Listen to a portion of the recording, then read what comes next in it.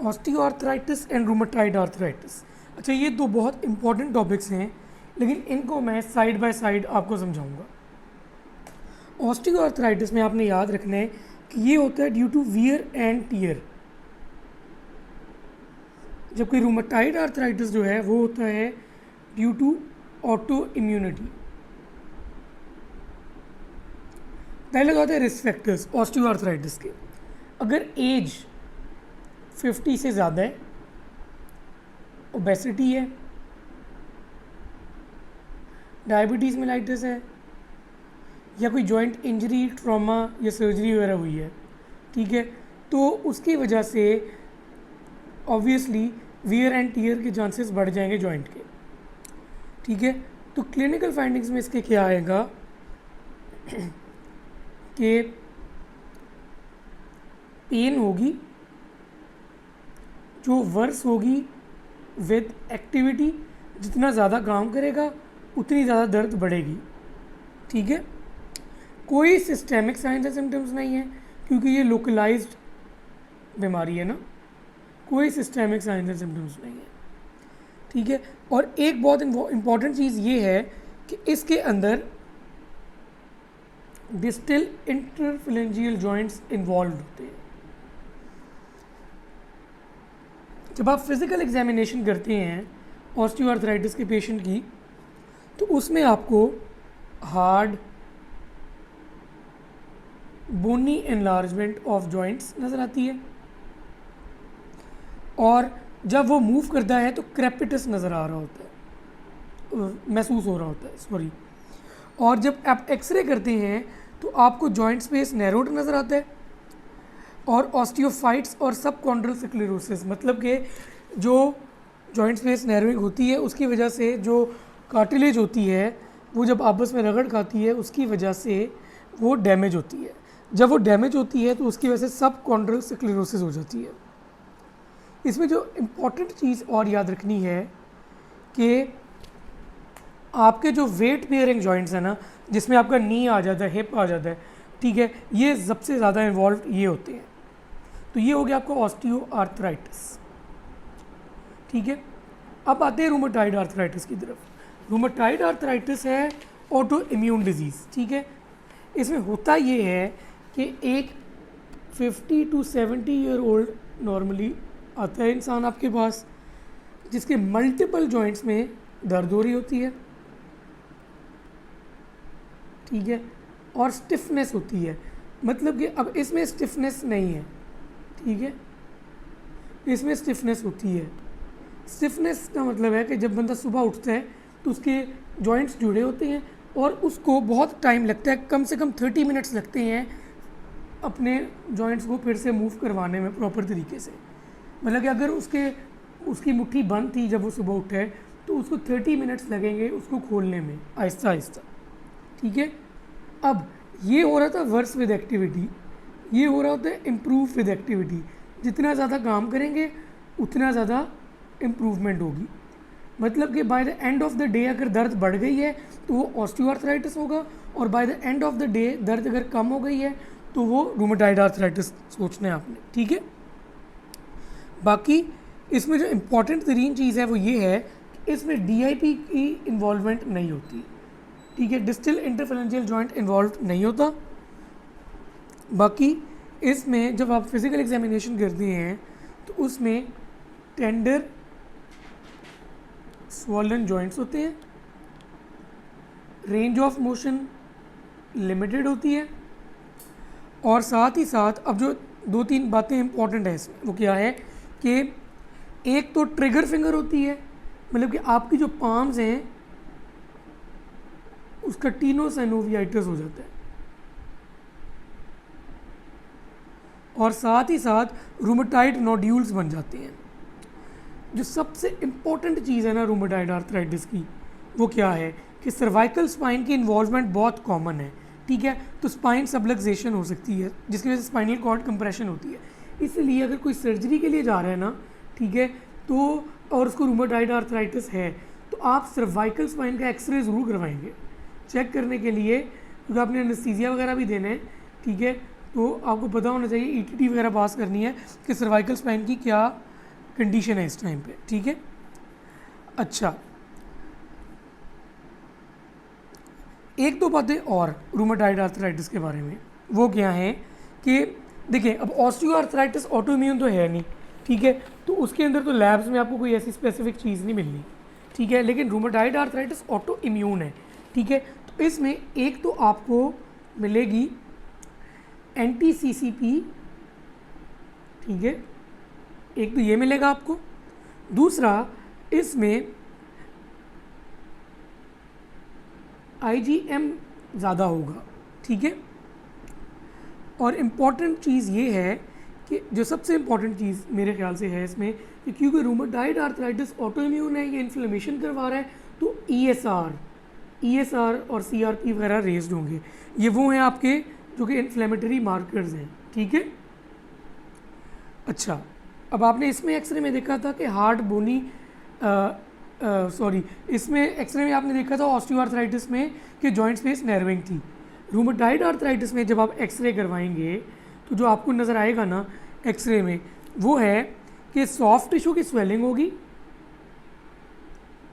Soft tissue की swelling होगी, साथ ही साथ जॉइंट्स जो है ना उनकी बोनी इरोजन्स आपको नज़र आ जाएंगी, बोनी इरोजन्स, ठीक है। जैसे कि ऑस्टियोआर्थराइटिस में मैंने आपको बताया था ना कि बेसिकली एक तो जॉइंट स्पेस नैरोइंग होगी, ऑस्टियोफाइट्स होंगे, नैरोइंग होगी, ऑस्टियोफाइट्स होंगे, और साथ ही साथ सबकॉन्ड्रल स्क्लेरोसिस होगी। इधर ये तीन चीज़ें थी ना, तो इसमें उल्टा है, इसमें जो है ना बोनी इरोजन होगी और सॉफ्ट टिश्यू स्वेलिंग होगी, ठीक है। अब मैंने आपको बताया है कि रूमेटॉइड आर्थराइटिस ऑटो इम्यून है, ठीक है, तो इसमें सिस्टेमिक साइन सिम्टम्स भी आ सकते हैं, ठीक है। सिस्टेमिक साइन सिम्टम्स में एक चीज़ जो आप ज़हन में रख सकते हैं वो ये है कि इसमें फेल्टी सिंड्रोम एक बहुत इंपॉर्टेंट चीज़ है रूमेटॉइड आर्थराइटिस में। फेल्टी सिंड्रोम क्या होता है? फेल्टी सिंड्रोम, अगर एक बंदे को रूमेटॉइड आर्थराइटिस है, ठीक है, साथ उसका न्यूट्रोपीनिया हो जाता है और साथ ही स्प्लीनोमेगेली हो जाती है, तो ये है फेल्टी सिंड्रोम, ठीक है। ये इंपॉर्टेंट है, ये एक दो दफ़ा इसका ट्रायड पूछा गया है। अब थोड़ा सा ट्रीटमेंट के बारे में ऊपर से बता देता हूँ कि ऑस्टियोआर्थराइटिस आप देख रहे हैं कि वियर एंड टीयर की वजह से है, तो इसमें सबसे पहले आप एक्सरसाइज करवाएंगे इंसान को और वेट लॉस होगा उसका। अगर उससे काम नहीं ठीक होता तो आप उसको एनसेट्स दे देंगे ताकि उसकी दर्द कम हो। अगर फिर भी ठीक नहीं होता तो फिर आप टॉपिकल एजेंट्स लगाएंगे जैसे एनसेट या कैप्साइसिन क्रीम होती है। अगर फिर भी ठीक नहीं होता तो आप इंट्रा आर्टिकुलर ग्लूकोकॉर्टिकॉइड्स या इंट्रा आर्टिकुलर हाइलोरोनिक एसिड लगाएंगे, और फिर भी ठीक नहीं होता तो अल्टीमेटली फिर रिप्लेसमेंट हो जाती है जॉइंट की। मतलब कि पहले आपने वेट कम करवाया, फिर आपने उसकी दर्द कम करवाई, फिर आपने उसके ऊपर टॉपिकल एजेंट्स लगाए, फिर आपने उसके अंदर सिरिंजिंग की इंट्रा आर्टिकुलर, ठीक है, और फिर नहीं ठीक हुआ तो फिर एंड पे आपने सर्जरी कर दी। अब जैसे रूमेटॉइड आर्थराइटिस है वो मैंने आपको बताया कि ऑटो इम्यून है, तो ऑटो इम्यून है तो उसके अंदर आप सबसे पहले दोगे मेथोट्रेक्सेट, ठीक है। मेथोट्रेक्सेट जो है वो बेसिकली इम्पॉर्टेंट है इसके ट्रीटमेंट में, लेकिन मेथोट्रेक्सेट से दो चीज़ें आपने बहुत इंपॉर्टेंट याद रखनी है, एक तो एलोपीशिया हो जाता है, बाल गिरते हैं, और दूसरा बोन मैरो सप्रेशन करवा देता है, ठीक है। तो ये आपके ऑस्टियोआर्थराइटिस और रूमेटॉइड आर्थराइटिस है। पहले मैं आपको इसके दिखाता हूँ जो डायग्राम बनी हुई है फर्स्ट एड में। ये आप देख सकते हैं ऑस्टियोआर्थराइटिस, और ये है रूमेटॉइड आर्थराइटिस। ये आप देख सकते हैं ऑस्टियोआर्थराइटिस में जॉइंट स्पेस नैरोइंग हो गई, ठीक है, ये स्क्लेरोटिक बोन है, ठीक है, ये देखिए जॉइंट स्पेस नैरो हो गया ना, और यहाँ पे आप देख सकते हैं ये नॉर्मल है इस तरफ और ये डिजीज पार्ट है, ठीक है। एक तो जॉइंट स्पेस नैरो हो गया, दूसरा सबकॉन्ड्रल स्क्लेरोसिस हो गई, ठीक है। तो ये है आपको ऑस्टियोआर्थराइटिस वियर एंड टीयर की वजह से, और ये साइड पे जो स्पर निकला ये ऑस्टियोफाइट है। अब आप रूमेटॉइड आर्थराइटिस की तरफ चलते हैं, तो ये नॉर्मल है, ये रूमेटॉइड आर्थराइटिस हुआ है बंदे को, ठीक है। तो इसमें आप देख सकते हैं इरोजन तो होनी है ना, ठीक है। इसमें पेनस फॉर्मेशन होती है, ये देखें ये पेनस बन गया, ठीक है।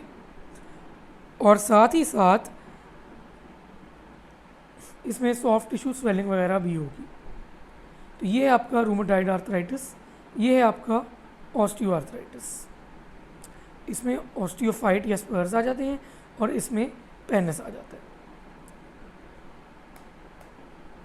देखें ऑस्टियो आर्थराइटिस की पैथोजेनेसिस में यही है, मैकेनिकल वियर एंड टियर है, chondrocytes mediate degradation, pre disposing factors में आपको बता चुका हूँ, प्रेजेंटेशन में आपको समझा चुका हूँ, डिटेल में एक दफ़ा रीड कर लेंगे, ठीक है। जॉइंट फाइंडिंग्स भी डिटेल में बता दी है। अच्छा ये इंपॉर्टेंट था कि डीआईपी अगर जो है वो फूलते हैं, ठीक है, उनकी जो है ना वो अफेक्ट हो रहे हैं तो वो हर्बेंडन नोट्स बना देते हैं, और पीआईपी प्रॉक्सिमल इंटरफेरेंशियल जॉइंट्स इन्वॉल्व हो रहे हैं तो वो बाउचर्ड्स नोट्स बना देते हैं। फिर रूमेटॉइड आर्थराइटिस है, ऑटो इम्यून है, वही पेनिस बन जाता है, कार्टिलेज और बोन की इरोजन होती है। अच्छा HLA-DR4 जो है ना ये एक दो दफ़ा पूछा हुआ है, ये आपको पता होना चाहिए, ठीक है। एंटीबॉडीज़ बन जाती हैं, ठीक है, एंटी-CCP बहुत इंपॉर्टेंट है इसमें। अच्छा और प्रेजेंटेशन जो है ना, ठीक है, वो भी मैं आपको समझा चुका हूँ कि इसमें बेसिकली दर्द इम्प्रूव होगी जितना जितना आप काम करोगे, और सुबह सुबह स्टिफनेस होगी, ठीक है। जॉइंट फाइंडिंग्स में वही इरोजन्स होगी, juxta articular osteopenia, joint space की नैरोइंग इसमें भी होती है, उतनी नहीं होती जितनी उसमें हो रही है ऑस्टियोआर्थराइटिस में। इसमें जो इम्पोर्टेंट चीज़ है वो क्या है, एक तो आ जाती है आपकी सबकॉन्ड्रल सिस्ट आ जाती हैं, दूसरी आपने याद रखनी है कि इसमें जो है ना DIP वो बेसिकली इन्वॉल्व नहीं है, ठीक है। बाकी एक और इम्पॉर्टेंट चीज़ जो थी ये है स्वॉन नेक और ब्यूटेनियस डिफॉर्मिटी, ये आप देख सकते हैं डायग्राम में जो कि फर्स्ट ईयर में बनी हुई है बहुत क्लियरली। ये डिफॉर्मिटीज़ होती हैं जब जॉइंट्स इन्वॉल्व होते हैं तो एक स्पेसिफिक शेप बन जाती है आपके हैंड की, ठीक है। एक स्वॉन नेक होती है जिसमें आपका प्रॉक्सिमल इंटरफेरेंशियल जॉइंट पे मुड़ी होती है, ठीक है, उंगली, और डिस्टल इंटरफेरेंशियल जॉइंट पे मुड़ी होती है उंगली, वो स्वॉन नेक है। और जो ब्यूटेनियस डिफॉर्मिटी है उसमें बेसिकली आपकी उंगली मुड़ी होती है at the level of proximal इंटरफेरेंशियल joint, और डिस्टल इंटरफेरेंशियल जॉइंट जो है ना एक्सटेंडेड होता है, तो वो आ गई ब्यूटेनियस डिफॉर्मिटी। अब ये जो है ना MCQs पूछे गए हैं, ठीक है, कि जो रूमेटॉइड आर्थराइटिस है वो एसोसिएटेड विद जॉर्गन सिंड्रोम है क्योंकि ऑब्वियसली ऑटो इम्यून है, रेनॉल्ड फिनोमेना है, ऑटो इम्यून है, एसोसिएटेड विद बैड प्रोग्नोसिस है अगर RA फैक्टर पॉजिटिव आता है, एक्सरे शोज बोन इरोजन्स, ठीक है, ये रूमेटॉइड आर्थराइटिस की ही बात हो रही है। और मोस्ट सेंसिटिव जो है रूमेटॉइड आर्थराइटिस में वो है एंटी-CCP। ऑस्टियोआर्थराइटिस के बारे में आज तक ऐसे स्पेसिफिक पूछा नहीं गया, लेकिन जो पूछा जाएगा वो मैंने आपको बता दिया पीछे। ये सारे MCQs बेसिकली रूमेटॉइड आर्थराइटिस से रिलेटेड ही हैं। तो ये हो गया आपका ऑस्टियोआर्थराइटिस एंड रूमेटॉइड आर्थराइटिस।